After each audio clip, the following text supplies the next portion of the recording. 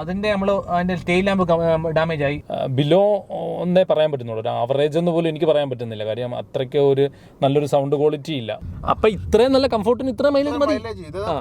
ഇത് കൂടുതലാണ്, ഇതിൽ കൂടുതൽ കിട്ടാൻ പാടില്ല, അത് അതിമോഹമാണ്. അതുപോലെ തന്നെ നല്ലൊരു റിവേഴ്സ് ക്യാമറയും കൊടുക്കാൻ വേണ്ടിയിട്ട് ക്യാമറയുടെ ക്വാളിറ്റിയും വളരെ മോശമാണ്. എന്താണ് ഈ MRF ടയർ വന്നതെന്ന് എനിക്ക് പിടികിട്ടുന്നില്ല. 2 weeks കൂടുതലായി എനിക്ക് വണ്ടി തിരിച്ച് കൈ കിട്ടിയപ്പോൾ.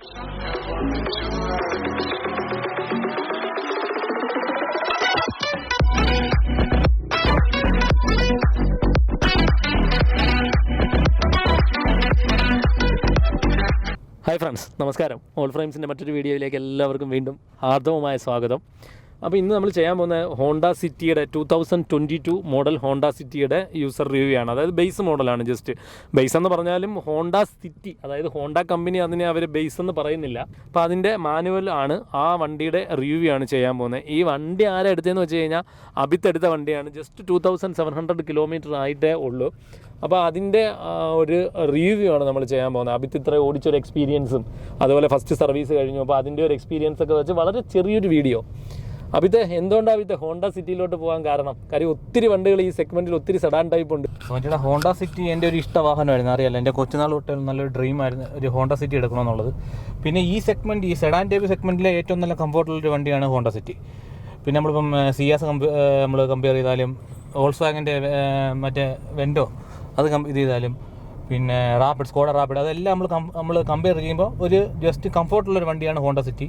പിന്നെ അത്യാവശ്യം സേഫ്റ്റി ഫീച്ചേഴ്സ് ബേസ് മോഡലിൽ തന്നെ എല്ലാ ഫീച്ചേഴ്സും ഇൻക്ലൂഡ് ചെയ്തിട്ടുണ്ട്. ഇൻക്ലൂഡിങ് ക്യാമറ സെറ്റ്, നമ്മുടെ ഇൻഫോർട്ടൈൻ സിസ്റ്റം എല്ലാം ഉണ്ട്. ഈ ബേസ് മോഡലിൻ്റെ അകത്ത് ഞാനും ഇപ്പോൾ അബിത്തിനോട് ചോദിക്കുമ്പം ഒത്തിരി സംഭവങ്ങൾ ഹോണ്ട സിറ്റിയിൽ വന്നിട്ടുണ്ട്. കാര്യം ഇൻഫോർടൈൻമെൻറ്റ് സിസ്റ്റം ആയാലും ശരി, അതുപോലെ ABS, EBD, റിവേഴ്സ് ക്യാമറ, പിന്നെ എന്താ പറയുക, ചൈൽഡ് സേഫ്റ്റി, അങ്ങനെ കുറേ കാര്യങ്ങൾ, ഇഷ്ടംപോലെ കാര്യങ്ങൾ വന്നിട്ടുണ്ട്. ഇപ്പോൾ ഈ വളവ് തിരിഞ്ഞപ്പോഴാണ് ഞാൻ ശ്രദ്ധിച്ചത്, ബ്ലൈൻഡ് സ്പോട്ടൊന്നും വരുന്നില്ല എന്ന് തോന്നുന്നില്ലേ? അങ്ങനെ ബ്ലൈൻഡ് സ്പോട്ട് കാരണം എന്ന് വെച്ചാൽ ഇപ്പം അവർ ഹോണ്ട സിറ്റി ഇപ്പം ചെയ്ത ഒരു മെയിൻ ഒരു ചേഞ്ച് ഓവറാണ്. ഇതിൻ്റെ ABMന്ന് അതിൻ്റെ നമ്മുടെ ലെഫ്റ്റ് സൈഡ് ലെഫ്റ്റും റൈറ്റും മിറർ മാറ്റി ഇപ്പോൾ അവർ വിൻഡോയിലാണ് അവർ ചെയ്തേക്കുന്നത്. ഇതുകൊണ്ടുള്ള ഗുണമെന്ന് വെച്ചാൽ നമ്മളെന്ന് പറയുന്നത് മെയിൻ ഒരു ഇതെന്ന് പറയുന്നത്, നമ്മളിപ്പം ഇൻ കേസ് നമ്മളിപ്പം വല്ല ഇത് ചെയ്യുമ്പോൾ, നമ്മളിപ്പം ഹിൽ ഏരിയ അങ്ങനെയുള്ള സ്ഥലത്ത് പോകുമ്പം ഫുള്ള് ഹെയർ പിൻ അങ്ങനെയുള്ള വളവുകളായിരിക്കും. അപ്പം നമുക്ക് അവിടുത്തെ ഒരു ബ്ലൈൻഡ് സ്പോട്ട് അങ്ങ് റിമൂവ് ആവും. അതെനിക്കിപ്പോൾ തോന്നി, അതുകൊണ്ടാണ് ഞാൻ അങ്ങനെ ചോദിക്കാൻ. ലാസ്റ്റ് ടൈം ഇടുക്കിയിലൊക്കെ പോയ സമയത്ത് എനിക്കിങ്ങനെ നമ്മൾ ആ ഹില്ല് ക്ലൈംബ് ചെയ്യുന്ന സമയത്തുള്ള ആ ലെഫ്റ്റ് തിരിക്കുമ്പം നമുക്ക് നോർമലി ഒരു വെഹിക്കിളിൻ്റെ മിറർ അവിടെ ഇരിക്കുമ്പോൾ നമുക്ക് കാണാക്കത്തില്ല, അവിടെ ഒരു ബ്ലൈൻഡ് തന്നെ ആയിരിക്കും. പക്ഷേ ഈ ഒരു ഇത് ഇവർ പുതിയൊരു ചേഞ്ചസ് വന്നുകൊണ്ട് നമുക്ക് നല്ല രീതിയാണെങ്കിൽ അതിപ്പം കാണാൻ പറ്റുന്നുണ്ട്. നല്ല വിഷ്വലി നല്ല വിഷ്വൽ ഉണ്ട് ഇപ്പോൾ. നിർമ്മലേ, വണ്ടിയുടെ പവർ കേട്ടോ. ഇപ്പോൾ നമ്മൾ അവിടെ നിന്ന് ഇങ്ങോട്ട് ഇറങ്ങിയപ്പം അബിത്ത് വണ്ടിയിൽ കാല് കൊടുത്ത ഉടനെ വണ്ടി എന്താ പറയുക, പറന്നിങ്ങ് കയറിങ്ങ് വന്നു. എന്താ പറയുക, അത് നല്ലൊരു പവറായിട്ട് എനിക്ക് തോന്നി. നല്ല പ്ലേ ഉണ്ട്.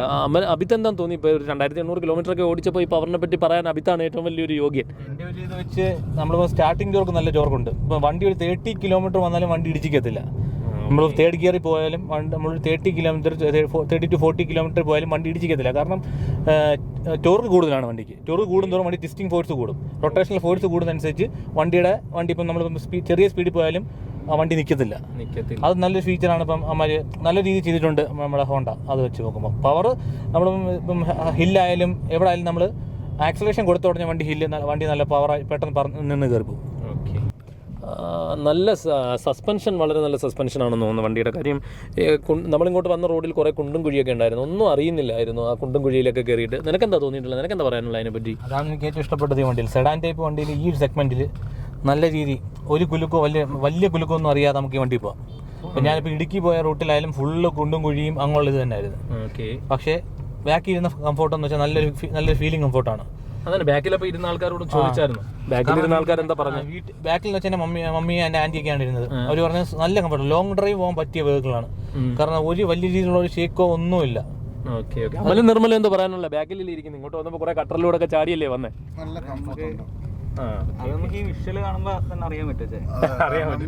ഈ റോഡ് അത്യാവശ്യം നല്ല മോശമാണ്, നല്ല മോശമാണ് റോഡ്. പക്ഷെ നമുക്ക് അത്രയും വലിയ ഫീലിംഗ് ബാക്കിൽ ഇതാവുന്നില്ല, അത്രയും ജർക്കിങ്ങും കാര്യങ്ങളും ഒന്നും ഇല്ല, സ്മൂത്ത് ആയിട്ട് പോകുന്നുണ്ട്. നമ്മളിപ്പം നമ്മൾ ഷൂട്ട് ചെയ്തോണ്ടിരിക്കുന്ന നമ്മുടെ ക്യാമറയ്ക്ക് ഒട്ടും സ്റ്റെബിലൈസേഷൻ ഇല്ലാതെ, എന്നിട്ട് പോലും നമുക്ക് വലിയൊരു ജർക്കില്ലാതെ വിഷ്വല് കിട്ടുന്നുണ്ട്. അതും കറക്റ്റാണ്. അപ്പം എനിക്കാണെങ്കിൽ ഇച്ചിരി വിരലുള്ളതാ, എന്നാ പോലും ഒരു ഫിലിം ക്യാമറമാനാണ് പറയുന്നത് ആലോചിച്ച് തുടങ്ങേണ്ട. എനിക്ക് ഇച്ചിരി വിറയലുണ്ടെന്ന് കൈക്ക്, എന്നാ പോലും ഈ കാറിലിരുന്നോട്ട് ഒട്ടും വിറയലില്ല.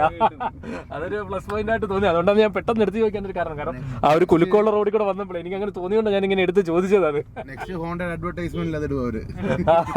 ഹോണ്ടക്കാരടുത്ത് നമുക്ക് എടുത്ത് പറയാം, അത് വളരെ നല്ല സസ്പെൻഷനാണ് നിങ്ങളുടെ ഹോണ്ട സിറ്റിയുടെ വണ്ടിയുടെ എന്നുള്ള. നമുക്ക് ഏറ്റവും കൗതുകകരമായിട്ട് തോന്നുന്നതെന്ന് പറഞ്ഞാൽ ഇതിൻ്റെ സർവീസിനെ പറ്റി അറിയാനാണ്. ഇപ്പോൾ ഏതൊരു വണ്ടി എടുത്താലും സർവീസ് നല്ലതല്ലെന്നുണ്ടെങ്കിൽ പോയെന്നാണ് അതിൻ്റെ അർത്ഥം. അപ്പം വണ്ടി നല്ലതായിരിക്കും, പക്ഷേ സർവീസ് നല്ലോണം തന്നില്ലെങ്കിൽ ആ വണ്ടി തന്നെ നമ്മൾ എടുത്തിട്ട് കാര്യമില്ല. ഓക്കെ, അപ്പോൾ അവിടുത്തെ ഈ ഹോണ്ടയുടെ സർവീസ് എങ്ങനെയുണ്ട്? ഞാനിപ്പോൾ വണ്ടിയുടെ 1000 കിലോമീറ്റർ ഫസ്റ്റ് സർവീസ് കഴിഞ്ഞ്, ഓക്കെ, ഫസ്റ്റ് സർവീസിൻ്റെ സർവീസ് ചെയ്ത അവരുടെ ഇതെല്ലാം പക്കയാണ്, ക്വാളിറ്റിയും പക്കയാണ്. പക്ഷേ അവരുടെ ടൈം കൺസ്യൂമിങ് കൂടുതലാണ്. നമ്മുടെ വണ്ടിയുടെ ബാക്കിൽ കൊണ്ടൊരു ബൈക്കുകാരെ ഇടിച്ച്, ഓക്കെ, അപ്പം അതിൻ്റെ ടെയിൽ ലാമ്പ് ഡാമേജ് ആയി. അത് ഓർഡർ ചെയ്തിട്ട് എനിക്ക് ഓൾമോസ്റ്റ് 10 to 11 days കഴിഞ്ഞിട്ടാണ് നമുക്കത് തിരിച്ച് കിട്ടിയത്, അതിൻ്റെ ഒരു പാർട്സ് വന്നത്. അപ്പോൾ നമ്മൾ ഇങ്ങനൊരു ഹോണ്ട പോലുള്ളൊരു ജെന്യൂൻ കമ്പനി ഇരിക്കുമ്പോൾ അവരാണെങ്കിൽ പാർട്സൊക്കെ ഇപ്പോൾ 2-3 days നമ്മളിപ്പോൾ ഇൻ കേസ് നമ്മളിപ്പോൾ ഷെവർലെറ്റ് ഇപ്പോൾ അങ്ങനെയുള്ള കമ്പനി നോക്കുകയാണെങ്കിൽ ഷെവർലെറ്റൊക്കെ നിർത്തിപ്പോയ കമ്പനി പോലും 2-3 daysനകത്ത് പാർട്സ് വരുത്തി സംഭവം റീപ്ലേസ് ചെയ്ത് കൊടുക്കുന്നുണ്ട്. പക്ഷേ ഇതെന്ന് പറയുന്നത് മാക്സിമം എനിക്കൊന്ന് 2 weeks കൂടുതലായി എനിക്ക് വണ്ടി തിരിച്ച് കൈ കിട്ടിയപ്പോൾ. പാർട്സ് എല്ലാം മാറി എല്ലാം, പക്ഷേ വർക്ക് ക്വാളിറ്റി പക്ക, അത് എനിക്കൊന്നും പറയാനില്ല. അവരുടെ ക്വാളിറ്റി ഓഫ് വർക്ക് എന്ന് പറയുന്നത് പക്കയായിരിക്കും. ഈ ഹോണ്ടയുടെ ഈ 4th ജനറേഷൻ വണ്ടിയും വരുന്നുണ്ട് നിർമ്മല. ഇപ്പം കാര്യം എൻ്റെ ഒരു ഫ്രണ്ട് എടുത്തപ്പോൾ എനിക്കിപ്പോൾ അത് ഇവിടെ പറയാൻ തോന്നിയെന്ന് പറഞ്ഞു കഴിഞ്ഞാൽ അവൻ ഈ 5th ജനറേഷൻ്റെ ലുക്ക് ഇഷ്ടപ്പെട്ടില്ല എന്നും പറഞ്ഞിട്ട് അവൻ പോയിട്ട് ഈ 4th ജനറേഷൻ വണ്ടിയായിരുന്നു എടുത്തത്. അപ്പോൾ അതും വരുന്നുണ്ട്. അവിത്ത് നീ എന്തുകൊണ്ടാണ് 4th എടുക്കാതെ 5th എടുത്തത്? ചിലർക്ക് ഈ 5th ഇഷ്ടം കേട്ടോ, അവിത്തിൻ്റെ നമുക്കറിയാം എന്താണ്.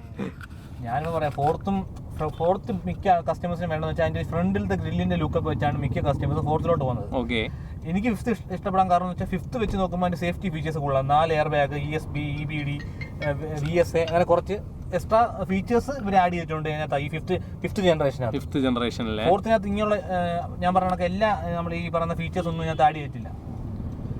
ബ്രേക്കിംഗ് പക്കയാണ്. ഫ്രണ്ട് 2 ഡിസ്ക്, ബാക്ക് 2 ഡ്രമ്മാണ് ഇതിന്റെ.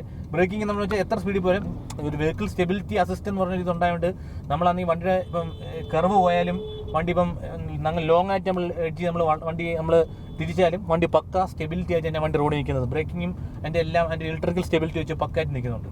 അതെനിക്ക് ഭയങ്കര ഇഷ്ടപ്പെട്ടു. വണ്ടി ഇപ്പം നമ്മളിപ്പം ഹെയർ പിൻ കയറുമ്പോഴും നമ്മളിപ്പം ബൈ ചാൻസ് ഇപ്പം നല്ല റോഡിൽ ചെന്നിട്ട് പെട്ടെന്ന് ടേൺ ചെയ്താലും എല്ലാം എൻ്റെ ഒരു പക്കായിട്ട് വണ്ടി ടേൺ ചെയ്യുന്നുണ്ട്. സ്റ്റെബിലിറ്റിയും പക്കയാണ്. അബിത്താണെങ്കിൽ ഇടുക്കി റൂട്ടിലൊക്കെ പോയെന്നല്ലേ പറഞ്ഞു, കുട്ടിക്കാനം, കട്ടപ്പന, ആ റൂട്ടിലൊക്കെ പോയപ്പോ എങ്ങനെയായിരുന്നു റൈഡ്? ആ റൂട്ടിൽ എന്ന് പറയുന്നത് നമ്മൾ ഒരു സ്ട്രെയിറ്റ് എന്ന് പറയുന്ന റോഡേ അവിടെ ഇല്ല. നിങ്ങൾക്ക് അറിയാലോ, പോയവർക്കറിയാം. ഇടുക്കി, കട്ടപ്പന, കുമളി റൂട്ട് എന്നൊക്കെ വെച്ചാൽ സ്ട്രെയിറ്റ് റോഡ് കുറവാണ്. അപ്പം ആ റൂട്ടിൽ പോയപ്പോൾ എനിക്ക് അത്രയ്ക്ക് നല്ലോണം വണ്ടി ഓടിച്ചു പോകാൻ എനിക്ക് പറ്റി. പക്ക സ്റ്റേബിൾ വണ്ടി. ആ എഡ്ജൊക്കെ എന്ന് വെച്ചാൽ കറക്റ്റ് നിന്ന് തിരിയും. വണ്ടിയിൽ ഇപ്പോൾ 80 പോയാലും നമ്മൾ ആ എഡ്ജിനകത്ത് വെച്ചാൽ ആ ലൈൻ നിന്ന് വണ്ടി തിരിയും. അത്രയ്ക്ക് സ്റ്റേബിൾ ആണ് വണ്ടി. നമുക്കറിയേണ്ടത് ലാഗിങ് ഉണ്ടോ വണ്ടി? വണ്ടി AC ഓൺ ആക്കിയിട്ടെന്ന് പറഞ്ഞ വണ്ടിയുടെ ഹൈ റേഞ്ചിൽ ഒന്നും വണ്ടി AC ഓൺ ആക്കിയിട്ടെന്ന് വണ്ടി പമ്മുന്നോ അങ്ങനെ വണ്ടി ഒരു നമുക്കറിയാലോ ഓൾറെഡി AC ഓഫ് ആക്കേണ്ട ഒരു ആവശ്യം എന്നും വന്നിട്ടില്ല. വണ്ടി AC ഓഫ് ആക്കിയിട്ട് വണ്ടി കയറേണ്ട ഒരു അവസ്ഥ നമുക്ക് വന്നിട്ടില്ല. നിർമ്മല, അതിപ്പോൾ ഒരിക്കലും വരത്തില്ല. ഞാൻ ഒരു കാര്യം പറയട്ടെ നിർമ്മല, എന്താണ് കാര്യം എന്ന് പറഞ്ഞു കഴിഞ്ഞാൽ പണ്ടത്തെ ചില വണ്ടിയൊക്കെ കയറ്റം കയറുമ്പോഴത്തേന് AC ഓഫ് ആക്കാതെ വലിഞ്ഞ് കയറാത്ത അവസ്ഥയൊക്കെ കുറേ കമ്പനികളുടെ വണ്ടിക്ക് നമ്മൾ പണ്ടൊക്കെ നമ്മൾ കൊണ്ടുപോകുമ്പം ഉണ്ടായിട്ടുണ്ട്. പക്ഷേ ഇപ്പോൾ വരുന്ന വണ്ടിക്കൊന്നും അതൊരിക്കലും വരത്തില്ല. കാര്യം ഇതൊക്കെ എന്ന് പറഞ്ഞാൽ 1.5 ലിറ്ററോ 1.6 ലിറ്ററൊക്കെയാണ് വരുന്നത് ഇപ്പോൾ വരുന്ന വണ്ടി. ഇത് 1.6 അല്ലേ? ഇത് 1.5. അതെ, 1.5 ലിറ്ററാണ് ഇപ്പോൾ വരുന്ന ഈ ഹോണ്ട സിറ്റിയും ഇതുപോലുള്ള സെഗ്മെന്റ്. അപ്പോൾ അത്രയും ഒരു എഞ്ചിൻ പവറും അതിൻ്റെ ടോർക്കും ഒക്കെ കൂട്ടി വരുമ്പോഴത്തേനും ഉറപ്പായിട്ടും അതെല്ലാം വലിഞ്ഞ് കയറിപ്പോവും. പിന്നെ AC-നെ പറ്റി പറയാൻ തോന്നിയെന്ന് പറഞ്ഞു കഴിഞ്ഞാൽ ഒരു കാര്യം പറയട്ടെ, നല്ല കൂളുണ്ട് കേട്ടോ, നല്ല തണുപ്പുണ്ട്, പെട്ടെന്ന് കൂളാവുന്നുണ്ട്. അത് ഹോണ്ട, എനിക്ക് നമ്മുടെ അബുദാബിയിൽ എനിക്ക് ഹോണ്ടയുടെ വണ്ടി ഉണ്ടായിരുന്നു, അക്കോഡ് ഉണ്ടായിരുന്നു. അപ്പോൾ അതിലും ഇതുപോലെ തന്നെ അത്രയും ചൂടുള്ള സമയത്തൊക്കെ പോയാലും AC ഭയങ്കര പെർഫെക്ഷനാണ്, ഭയങ്കര അടിപൊളി AC എന്നേ പറയാൻ പറ്റത്തുള്ളൂ. എല്ലാ തലത്തിലും കാണിക്കും. അവരുടേതായിട്ടുള്ള ആ ഒരു ടെക്നോളജി എല്ലായിടത്തും അവർ കാണിക്കും. മുടി വളർത്തിയ പയ്യന്മാരും ഫ്രീക്കൻ പയ്യന്മാരും ഒന്നും ഹോണ്ട സിറ്റിയിൽ എവിടെയും ചെന്ന് ഇറങ്ങുന്നത് പുള്ളി കണ്ടിട്ടില്ല. ഇതെന്ന് പറഞ്ഞാൽ ഒരു സ്റ്റാൻഡേർഡ് ആയിട്ടുള്ള ആൾക്കാർ അങ്ങനെ കൊണ്ടു നടക്കുന്നതാണ്. കാര്യം അബിത്ത് ഈ വണ്ടി എടുത്തപ്പം മുടിയൊക്കെ വളർത്തിയിട്ടാണ് ഗൾഫിൽ നിന്ന് വന്നത്. എടുത്തുടനെ ഇതൊക്കെ അങ്ങ് വെട്ടി. അതുകൊണ്ട് അതെനിക്ക് ഓർമ്മ വന്നു, വൈജു ചേട്ടൻ്റെ ആ ഒരു ഡയലോഗ്.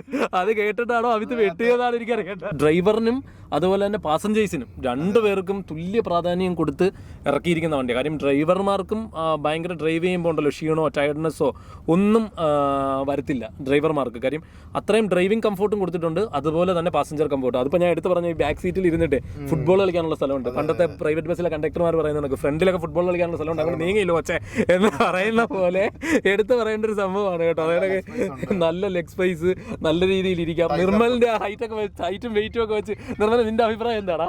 നല്ല ലെഗ് സ്പേസ് ഉണ്ട്, നല്ല തൈ സപ്പോർട്ട് ഉണ്ട്, പിന്നെ നല്ല കംഫർട്ടാണ്. ഏത് സൈസ് ഉള്ളവർക്കും നല്ല കംഫർട്ടായിട്ട് നല്ല രീതിയിൽ ഇരിക്കുക. എത്ര യാത്രയ്ക്ക് ഒരു മടുപ്പും തോന്നാത്ത രീതിയിൽ നമുക്ക് യാത്ര ചെയ്യാൻ പറ്റുന്നൊരു വെഹിക്കിളാണ്. ബാക്കിലിരുന്നും ഞാൻ വണ്ടി ഓടിച്ചു, ഫ്രണ്ട് സീറ്റിലിരുന്നു, ബാക്കിലിരുന്നു, മൂന്നിലും ഞാൻ സാറ്റിസ്ഫൈഡ് ആണ് 100%. ഓക്കെ, അപ്പോൾ പിന്നെ എനിക്ക് അടുത്തത് ചോദിക്കാനുള്ളത് ഈ ഡിക്കി ചോദ്യങ്ങളല്ല ഇവിടെ. ഓക്കെ, വീണ്ടും എടുത്ത് പറയട്ടെ. കാര്യം ഡിക്കി സ്പേസ് അറിയാനുള്ള ആഗ്രഹം. ഡിക്കി സ്പേസ് എങ്ങനെ ഉണ്ടോ? നല്ല ഡിക്കി സ്പേസ് ഉണ്ടോ? 4th ജനറേഷൻ കമ്പയർ ചെയ്യുമ്പോൾ ഐ തിങ്ക് എനിക്ക് തോന്നുന്നു ഒരു 4 ലിറ്റർ കുറവുണ്ട്. 4th ജനറേഷൻ എന്ന് പറയുന്നത് 510 ആയിരുന്നു, 510 ആയിരുന്നു. ഇപ്പോൾ അതൊരു 506 ആയി. 506 ലിറ്റർ, അതൊരു ഡിഫറൻസ് അല്ല. അപ്പൊ നമ്മൾക്ക് ഒരു ഫാമിലി ആയിട്ടൊക്കെ പോകുമ്പോൾ ഇഷ്ടംപോലെ ലഗേജ് കൊണ്ടുപോകാൻ പറ്റുന്ന നല്ലൊരു ഡിക്കി സ്പേസ് തന്നെയാണ്. പിന്നെ വണ്ടിയുടെ ഡയമെൻഷനിലും ചേഞ്ച് ആയിട്ട് ലാസ്റ്റ് വർഷം കമ്പയർ ചെയ്യുമ്പോൾ എനിക്കൊന്ന് ടോട്ടൽ ലെന്തിൽ ഒരു 109 സംതിങ്ങും പിന്നെ വിഡ്ത്തിൽ ഒരു 53 സംതിങ്ങും ചേഞ്ചസ് വന്നിട്ടുണ്ട്. ഇപ്പോൾ ഹോണ്ട വരുത്തിയിട്ടുണ്ട്. അപ്പം അങ്ങനെയൊക്കെയുള്ള മാറ്റങ്ങൾ 5th ജനറേഷനിൽ വന്നിട്ടുണ്ട്. 4th ജനറേഷനെ വെച്ച് നോക്കുമ്പോൾ എനിക്ക് ഈ 5th ജനറേഷനാണ് ഇഷ്ടപ്പെട്ട കാര്യം എന്ന് പറഞ്ഞു കഴിഞ്ഞാൽ ഈ 4th ജനറേഷൻ്റെ ലുക്കിനേക്കായും ലുക്ക് ബേസിലും വണ്ടിയുടെ സേഫ്റ്റി ബേസിലും എല്ലാം 5th ജനറേഷനാണ് എനിക്ക് ഇഷ്ടപ്പെട്ട കാര്യം. 4th ജനറേഷനിൽ ഈ ഇപ്പം ഇത്രയും ഇതൊന്നും കിട്ടുന്നില്ലായിരുന്നു, മീൻസ് ഇത്രയും സേഫ്റ്റി ഫീച്ചേഴ്സ് ഒന്നും 4th ജനറേഷനിൽ കിട്ടുന്നില്ലായിരുന്നു. അത് 5th ജനറേഷൻ വന്നപ്പോൾ ആകപ്പാട് മാറി. കാര്യം എനിക്ക് ഈ ഇൻറ്റീരിയർ എല്ലാം കണ്ടപ്പോഴത്തേന് മൊത്തത്തിൽ അങ്ങനെയാണ് എനിക്ക് തോന്നിയത്. നല്ല രീതിയിൽ തന്നെ വണ്ടിയുടെ ഇൻറ്റീരിയർ ആയാലും ഇൻറ്റീരിയർ പെർഫെക്ഷൻ ആയാലും ആ പ്ലാസ്റ്റിക്കിൻ്റെ ക്വാളിറ്റി ആയാലും എല്ലാത്തിൻ്റെ ക്വാളിറ്റിയും വണ്ടിയുടെ ആ ക്വാളിറ്റിയിലും ഹോണ്ട ഭയങ്കര ശ്രദ്ധിച്ചിട്ടുണ്ടെന്ന് തന്നെയാണ് എനിക്ക് എടുത്തു പറയാനായിട്ട് തോന്നിയത്. ഡാഷ്ബോർഡിലെ ബ്ലാക്കും സിൽവറും തമ്മിലുള്ള കോമ്പിനേഷൻ അതൊക്കെ ഒരു നല്ലൊരു ക്യാച്ചിയാണ്, ഐ ക്യാച്ചി ആണ്, സ്റ്റാൻഡേർഡ് ആണ്, എല്ലാം കൊണ്ടും നല്ലൊരു രീതിയാണ്. ഇപ്പൊ ഇവര് നല്ലൊരു കോൺസെപ്റ്റാണ്. ഓരോ തവണ ഒരു സിറ്റിയിൽ അപ്ഡേഷൻ വരുത്തുമ്പോഴും വളരെ നല്ല രീതിയിലാണ് അവർ വരുത്തുന്നുണ്ട്. കാര്യം അതൊക്കെ മേജർ മോഡലാണ് ഹോണ്ട സിറ്റി എന്ന് പറയുന്നത്. കാര്യം ഇതിപ്പോൾ നമ്മളിങ്ങനെ കണ്ടിന്യൂ അങ്ങ് പറഞ്ഞു, ഈ വീഡിയോ നമ്മൾ കട്ട് ചെയ്തും അങ്ങനെ വീണ്ടും അങ്ങനെ എടുത്തല്ല കേട്ടോ, ഒറ്റ സെഗ്മെൻറ്റിൽ എടുത്ത വീഡിയോ ആണ്. അന്നേരം നിങ്ങൾക്കും ചോദിക്കണം എന്ന് പല ഹോണ്ട സിറ്റി ഓണേഴ്സിനോടും തോന്നിയിട്ടുള്ള കാര്യങ്ങൾ നമ്മളിങ്ങനെ ചോദിച്ചു പോയി ഒറ്റയടി എടുത്തൊരു വീഡിയോ ആണ്. അപ്പോൾ ഇതിലെന്തെങ്കിലുമൊക്കെ തെറ്റുകളൊക്കെ ഉണ്ടെങ്കിൽ നിങ്ങൾ കമൻറ്റ് ബോക്സിൽ രേഖപ്പെടുത്തണം. നിങ്ങളുടെ അഭിപ്രായങ്ങൾ, വിലയേറിയ നിർദ്ദേശങ്ങളും അഭിപ്രായങ്ങളും നിങ്ങൾക്ക് കമൻറ്റ് ബോക്സിൽ രേഖപ്പെടുത്താം. നമ്മൾക്ക് അതിൻ്റെ എന്തെങ്കിലും അറിയാവുന്ന കാര്യങ്ങളുണ്ടെങ്കിൽ നമ്മൾ അതിൽ നിങ്ങൾക്ക് തീർച്ചയായിട്ടും റിപ്ലൈ ചെയ്യുന്നതായിരിക്കും. ഹോണ്ട സിറ്റി ഒരിക്കലും ഇത് അവരുടെ ബേസ് മോഡലാണെന്ന് പറയുന്നില്ല. കാര്യം ഇത്രയും ഫീച്ചേഴ്സും കാര്യങ്ങളും ഒക്കെ കൊടുക്കുമ്പോൾ നമുക്കും ഒരിക്കലും ബേസ് മോഡൽ എന്ന് പറയാൻ പറ്റത്തില്ല. ക്രൂയിസ് കൺട്രോൾ വരെയുള്ള ബേസ് മോഡൽ നമുക്ക് പറയാൻ പറ്റത്തില്ല. പിന്നെ 4 എയർ ബാഗ് ഉള്ള ഒരു ബേസ് മോഡൽ ഒരിക്കലും പറയാൻ പറ്റത്തില്ല. 6 എയർ ബാഗ് ഉണ്ട്. അപ്പം എനിക്കതല്ല അറിയാനുള്ള അഭിത്തെ ഈ വണ്ടിയുടെ പ്രൈസ് എല്ലാവർക്കും അറിയാനൊരു ആഗ്രഹം കാണും. കാര്യം ഈ ഫസ്റ്റ് ഈ സെഗ്മെന്റിൽ, അതായത് ഹോണ്ട സിറ്റി സ്റ്റാർട്ടിങ്ങിന്റെ നീ എടുത്തപ്പോൾ ഓൺ റോഡ് വന്ന പ്രൈസ് എത്രയായിരുന്നു? എനിക്ക് ഓൺ റോഡ് ഓൾമോസ്റ്റ് 13,20,000 ആ റേഞ്ച് വന്നു. 13.5 ലക്ഷം.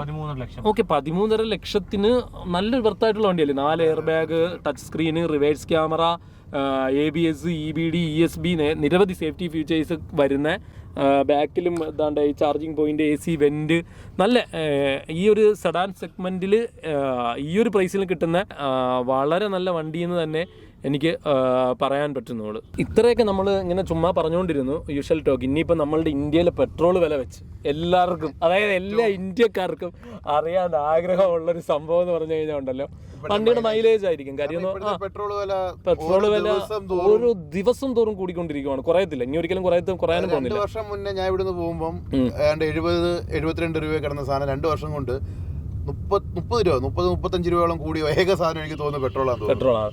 അത് ഉറപ്പായിട്ടും കൂടും, അതിനെയും കൂടും. കാര്യം ക്രൂഡ് ഓയിലിന്റെ വില ഡിപ്പെൻഡ് ചെയ്തും കൊണ്ടും കുറയുന്നില്ല. ക്രൂഡ് ഓയിൽ വില കുറഞ്ഞാലും നമ്മൾ വില കുറയ്ക്കത്തില്ല. ഓക്കെ, അത് പല പല കാരണങ്ങളുണ്ട്. അത് നമ്മൾ ഒരു പാർട്ടിക്കാരെയും അല്ലെങ്കിൽ ആരെയും നമ്മൾ നിഷേധിച്ച് പറയുന്നില്ല. കാര്യം എല്ലാവർക്കും അതിൻ്റെതായ കാരണങ്ങളുണ്ട്. നമ്മളെ പോലെ നമുക്ക് പല കാരണങ്ങൾക്കും പല കാരണങ്ങളുണ്ടല്ലോ. സോ അതുപോലെ ഗവൺമെന്റിന് പല കാരണങ്ങളുണ്ട്. അവിടുത്തെ മൈലേജ് എത്രയൊക്കെ കിട്ടുന്നുണ്ട് എൻ്റെ മോനെ? മൈലേജ് നമ്മളിപ്പോൾ ലോക്കൽ ഓട്ടോ ഒക്കെ നോക്കുകയാണെങ്കിൽ ഓൾമോസ്റ്റ് ഒരു 11, 13 ആ റേഞ്ച് കിട്ടത്തുള്ളൂ. ഒരു ലോങ് ഒക്കെ ഓടുവാണെങ്കിൽ എനിക്ക് തോന്നുന്നു ലാസ്റ്റ് ടൈം എനിക്ക് 19, 20 ആ റേഞ്ച് കിട്ടിയിട്ടുണ്ട്. ഓക്കെ, അപ്പൊ ഇത്രയും കംഫർട്ടിന് ഇത്ര മൈലേജ് മതിയടാ. വളരെ നല്ല മൈലേജാണ്. ഒറ്റ ബാക്കി പറയാനാതെ ഇത്ര നല്ല കംഫർട്ടിന് ഇത്ര ഇടുക്കി ഹെയർപിനുള്ള അവിടെ പോയപ്പോൾ എനിക്ക് ഓൾമോസ്റ്റ് 16 കിട്ടി. അപ്പൊ ഇത്രയും നല്ല കംഫർട്ടിന് ഇത്ര മൈലേജ് മതി. ഇത് കൂടുതലാണ്. ഇത് കൂടുതലാ, ഇതിൽ കൂടുതൽ കിട്ടാൻ പാടില്ല. അത് അതിമോഹമാണ്, അതിമോഹമാണ് മോനെ ദിനേശ് അതിന്റെ എന്ന് പറയുന്ന പോലെ. നല്ല മൈലേജ് ആണ്, നല്ല പവറും ഉണ്ട്, നല്ല കംഫർട്ടും ഉണ്ട്. പിന്നെ ചെറുകെ പോയാൽ നല്ല മൈലേജ് കിട്ടും. നല്ല മൈലേജ് കിട്ടും. ഇത് നല്ല പവറുള്ള വണ്ടിയാണ്. നല്ല സ്പീഡിൽ പോയി കഴിഞ്ഞാൽ മൈലേജ് കിട്ടത്തുമില്ല. 8 ആവും, 9 ആവും, 10 ആവും, അങ്ങനെയൊക്കെ കുറയും. അത് തന്നെ. ഒരു കാര്യം കൂടെ പറഞ്ഞിട്ട് നമ്മൾ എന്തായാലും വീഡിയോ അവസാനിപ്പിക്കും. കാര്യം ഇപ്പോൾ ഒത്തിരി പേര് ഇനി കമൻസിൽ ചോദിക്കേണ്ട എന്താ ഈ കയ്യിൽ ഇങ്ങനെ ഒരു കെട്ടെന്നൊക്കെ, അതാരും കമൻസിൽ ചോദിക്കേണ്ട ആവശ്യമില്ല. അതുകൊണ്ട് നമുക്ക് പറയാം. കാര്യം ഇങ്ങനെ സിറ്റൗട്ടിൽ നിൽക്കുമായിരുന്നു വീടിൻ്റെ. അപ്പോൾ ഒരു പൂച്ച ഓടി വന്നിട്ട് ഇങ്ങനെ കാലിൽ വന്ന് തട്ടി. പെട്ടെന്ന് ഇത് എന്താ തട്ടുന്നതെന്ന് വിചാരിച്ചു ഞാനിങ്ങനെ കാല് പൊക്കിയതാന്ന് പോലെ സ്ലിപ്പായിട്ട് ആ സിറ്റൗട്ടിൻ്റെ 2 സ്റ്റെപ്പ് ഒന്ന് താഴെ പോകണം. അപ്പോൾ കൈയുടെ കുഴയും തിരിഞ്ഞു പോയി, 2 പൊട്ടലും സംഭവിച്ചു. അങ്ങനെ പ്ലാസ്റ്ററാക്കിയിട്ട് 1 മാസം റെസ്റ്റിലാണ്. ആ റെസ്റ്റ് മറന്നുകൊണ്ട് ഈ വീഡിയോയ്ക്ക് വേണ്ടി, കാരണം ഈ ഒരു ഹോണ്ട സിറ്റിയുടെ വീഡിയോയ്ക്ക് വേണ്ടി അങ്ങനെ ഇറങ്ങിയതാണ്. അപ്പോൾ ഇനി എനിക്ക് നിങ്ങളോട് ഒന്നേ പറയാനുള്ളൂ, ഇനി നമ്മളുടെ ചാനൽ സബ്സ്ക്രൈബ് ചെയ്തിട്ടില്ലെങ്കിൽ സബ്സ്ക്രൈബ് ചെയ്യുക, ഷെയർ ചെയ്യുക, ലൈക്ക് ചെയ്യുക. തുടർന്നും വീണ്ടും നിർമ്മലിൻ്റെ ഗ്ലാൻസയുടെ ഒരു യൂസർ റിവ്യൂ ആയിട്ട് വീണ്ടും നമ്മൾ എത്തുന്നതായിരിക്കും. അതുവരേക്കും സൈനിങ് ഓഫ് സോഹാൻ.